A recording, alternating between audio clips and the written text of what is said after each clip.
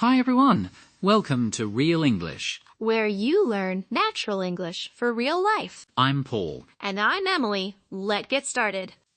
So, Emily, let me paint a picture for you. You walk into a brightly lit hotel ballroom.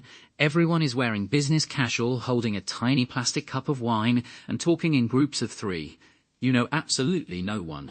What is your next move? Oh, my heart rate is already spiking just hearing that. If I'm being completely honest, I head straight for the buffet table, grab a plate, and pretend I am deeply fascinated by the cheese selection until someone accidentally bumps into me. Yes, the safety of the snack table. I have spent hours of my life guarding the cheese platter at networking events. A few years ago, I was at this massive industry mixer. I was standing by the snacks, completely frozen, trying to think of the perfect opening line. Finally, this very senior-looking guy walked up to get a napkin. I panicked, stuck my hand out and literally said, "Hello, I am Paul. I like cheese. I do air conditioning. Goodbye." And then I walked away to the restroom. You didn't. I like cheese. Goodbye. Paul, that is a tragedy. But you know what? It is so relatable. Networking is terrifying, and when our ESL learners step into these professional mixers, that anxiety multiplies by 10. You either hide or you default to the most robotic, stiff English imaginable because you are so focused on not making a grammar mistake. You end up sounding like a walking LinkedIn profile from 2010. Exactly. You ask, "What is your job?" And then you stand there in complete silence because you don't know how to keep the conversation going and, more importantly, you don't know how to escape gracefully. So today, we are going to fix all of that.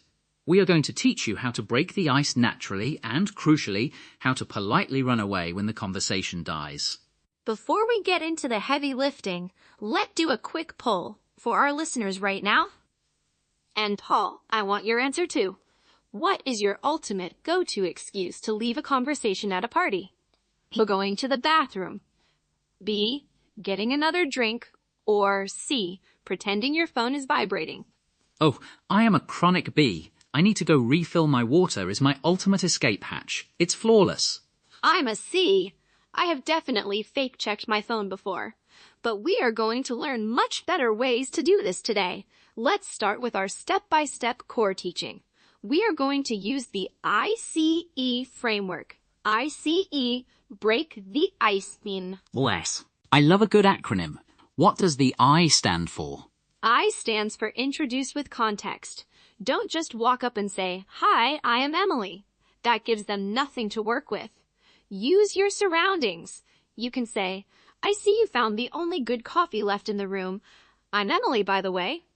Or, "Have you been to one of these association events before?" I'm Emily. You are giving them a reason to talk to you. Context is key. Okay, what about the C? C stands for connect. This is where you exchange professional details, but you have to upgrade your verbs. A lot of learners use basic words. They say, "I help clients," or "I do system design," or "I make data programs." Right. I make and I do sound a bit entry-level. Let's provide some high-level upgrades. Instead of I do system design, you can say I spearhead the design process. Instead of I help the team, say I collaborate with various departments. And instead of I make databases, you can say I handle data architecture. Those sound incredibly professional. Spearhead, collaborate, and handle. And the modern networking environment is the perfect place to use them. Nowadays, networking isn't just handing out physical business cards, it's highly digital. People will often ask about your remote work setup, or they want to pull out their phones and scan your LinkedIn QR code right there in the middle of the room. Oh, absolutely. If someone hands me a paper business card today, I feel like I am holding an ancient historical artifact. The modern move is definitely, let me just bring up my LinkedIn code for you. Okay, so we've introduced, we've connected. What is the E? E is the most important part. Exit gracefully. You cannot just say, "Okay, bye." You need a polite transition. You say, "It has been so great chatting with you. I'm going to go mingle a bit more, but let's stay in touch." You validate the conversation, and then you state your next action. Validate and state the action. It was great meeting you. I'm going to grab a refill. It is completely bulletproof. Now let's pack your vocabulary toolkit with our 5 pocket words for today. These are 5 high-frequency terms you will hear at every single professional event. Emily, start us off. Word number 1 is a verb, to mingle. Mingle means to move around a room and chat with different people. It's the entire point of a networking party. You can say to a colleague, I think I'm going to go mingle for a bit, or we should probably stop talking to each other and go mingle. Word number 2 is a noun, icebreaker. This is a question, a joke, or a comment designed to relieve tension and start a conversation. You might hear someone say, well, the weather is a terrible icebreaker, but did you get caught in that rain? Word number 3 is an adjective, mutual. This means something shared by 2 or more people. In networking, finding a mutual connection is like striking gold. You can say, oh, you work at TechCorp? Do you know Sarah? She is a mutual friend of ours. Or you can talk about a mutual interest. Word number 4 is a fantastic business idiom, to touch base. This means to briefly contact someone to update them or check in. It's the perfect way to end a conversation. Let's definitely touch base next week to discuss this further. It's casual but professional. And our 5th word is a verb, to excuse oneself. In a formal setting, you don't say, I am leaving. You say, if you'll excuse me, I need to make a quick phone call. Or, please excuse me, I see my manager waving at me. It is the most polite way to physically walk away from a human being. Those are absolute lifesavers. Mingle, icebreaker, mutual, touch base, and excuse. Now let's transition to my favorite part of the show, smooth it out. We are going to look at some classic, slightly awkward phrases learners use and polish them into natural, native-level English. Let's start with the most common question in the world. What is your job? While this is grammatically perfect, native speakers rarely ask it this bluntly at a mixer. It sounds a bit like an interrogation. It really does. To smooth it out, we use more open-ended phrases. You can ask, so what line of work are you in? Or, my personal favorite, what keeps you busy during the week? It allows them to talk about their job or a passion project without feeling boxed in. Another big one happens when you want to connect online. A lot of learners say, I want to add your LinkedIn or give me your LinkedIn. Give me your LinkedIn sounds like a robbery.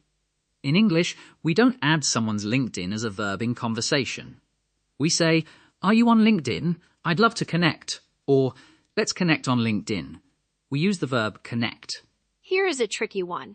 When someone is explaining their job and you want to sound interested, a lot of learners will nod and say, I know, or I understand. Oh yes, if you keep saying I know, it actually sounds like you are bored and want them to stop talking. Instead, show active listening by saying, that makes a lot of sense, or, oh, that's really interesting, or, I can imagine. It validates what they are saying without cutting them off. And finally, the dreaded exit. When a learner has run out of things to say, they often just point to the door and say, I have to go now. Nice to meet you. Very abrupt. Smooth it out by using our pocket words and the I.C.E. method. Say, well, I won't take up any more of your time. It was great meeting you. Let's touch base soon. Perfect. Now it is time to put all of this to the ultimate test. It's time for the practice conversation. The scene is this. We are at an annual tech and engineering summit in downtown Seattle. The room is loud, there is soft jazz playing, and people are everywhere. Emily is standing near a high-top table sipping some sparkling water. I am going to approach her using the I.C.E. method, upgrade my verbs, and then execute a flawless, graceful exit. I will play the role of a fellow attendee. Pay close attention to how Paul breaks the ice without being creepy and how naturally we pivot from casual chat to professional networking. Ready, Paul? I am ready. I'm walking over. Here we go. Clears throat. Hi there.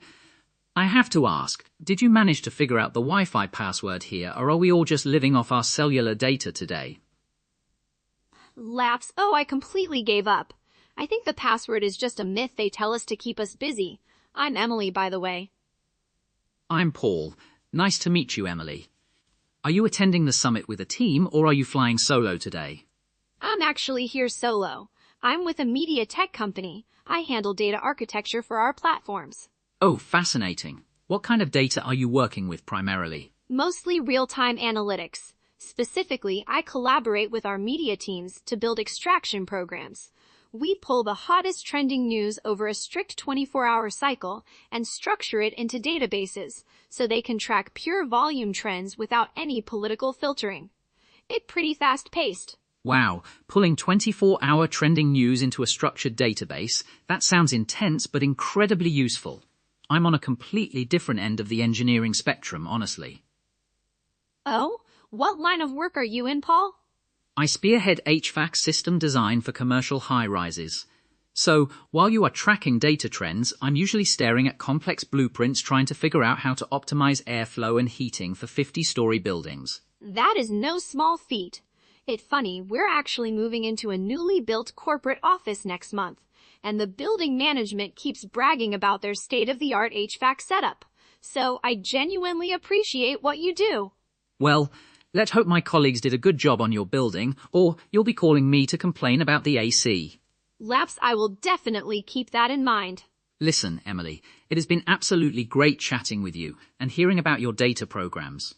I see a colleague of mine waving me down near the entrance, so I should probably excuse myself and go mingle a bit. But I'd love to stay in touch.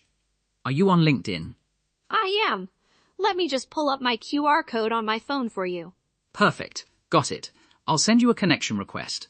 Let's definitely touch base if you ever need someone to troubleshoot your new office's air conditioning.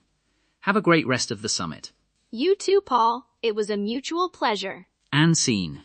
See? Nobody talked like a robot, nobody panicked, and nobody ran away to the bathroom. That was incredibly smooth, Paul. Notice how the icebreaker wasn't about work at all. It was about the Wi-Fi.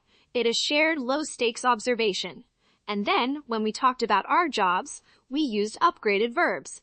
I said, I collaborate with and build extraction programs, and you said you spearhead HVAC system design. Exactly. By using specific professional verbs, we immediately establish credibility. And the exit? I validated the conversation, gave a real reason to leave, my colleague waving me down, and established a way to touch base later. It leaves a fantastic final impression. It really does. And now we want to bring this networking party to you, our wonderful audience. It is time for our comment section interactive challenge. We want you to practice your very best icebreakers. Imagine you are at a crowded networking event. You are standing next to a stranger waiting for a cup of coffee. What is your opening line? Write your best icebreaker in the comments below. Try not to just say, hello, what is your job? Use your surroundings, ask a light question, or make a friendly observation. Paul and I will be mingling in the comments, replying to your icebreakers and smoothing out any robotic phrasing. Don't be shy. Networking takes practice, and this is the safest place on the internet to try it out. We promise we won't walk away to the snack table. That's all for today's episode of Real English. Thank you so much for joining us. Keep practicing your mingling skills, and we will see you next time. Bye!